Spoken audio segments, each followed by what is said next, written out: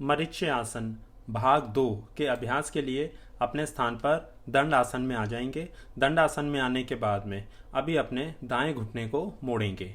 दाएं घुटने को मोड़कर दाईं एड़ी को बाईं जंघा के नीचे रखेंगे। अभी अपने बाएं घुटने को भी मोड़ेंगे पर जंघा को सीधा रखेंगे। इस प्रकार दोनों हाथों को पीछे की ओर लेकर जाएंगे। अपने बाएं हाथ को बाईं जंघा के आगे से घुमाते हुए बगल से लेकर जाएंगे और दाएं हाथ को दाईं ओर से लेकर जाएंगे। पीछे जाकर दोनों हाथों को आपस में पकड़ लेंगे, सांस भरेंगे और सांस बाहर छोड़कर धीरे धीरे पीठ को आगे की ओर झुकाएंगे। यहां पे जाने के बाद अब सांसें आराम से चलती रहेंगी। नीचे जाने के बाद में सांसों को रोक कर नहीं रखेंगे। लगभग 20-30 सेकंड से लेकर 1 मिनट तक इस आसन में शरीर को रोक कर रखेंगे और उसके बाद में सांस भरते हुए धीरे धीरे पीठ को सीधा करेंगे। पीठ सीधी होती रहे और हाथों को खोलते रहेंगे। बगल से हाथों को वापस ले आएंगे। पहले अपने बाएं घुटने को सीधा करेंगे, फिर अपने दाएं घुटने को सीधा कर देंगे। इस आसन को दूसरी तरफ से भी दोहराएंगे। पहले बाएं घुटने को मोड़ेंगे, बाईं एड़ी को दाईं जंघा के नीचे रख देंगे।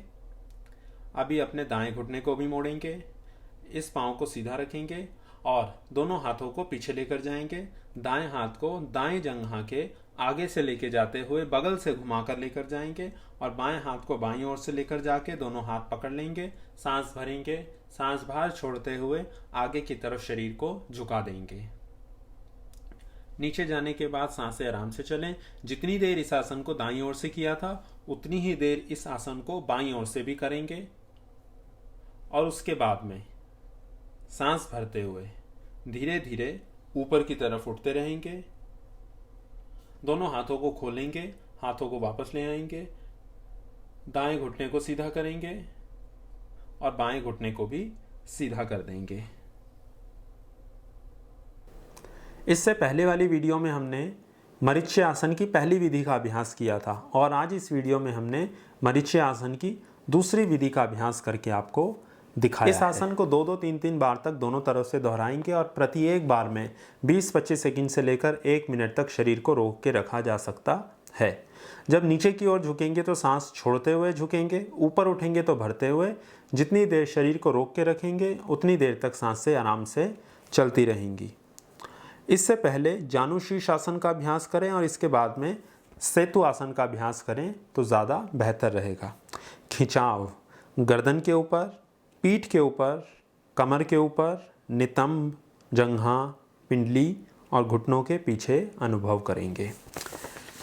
इस आसन से पूरे शरीर के ऊपर अधिकांश मांसपेशियों पे खिंचाव उत्पन्न होता है, जिससे शरीर लचीला बनता है, रक्त का संचालन अच्छे से होता है, मांसपेशियां मजबूत बनती हैं, बलवान बनती हैं, ऊर्जावान बनती हैं।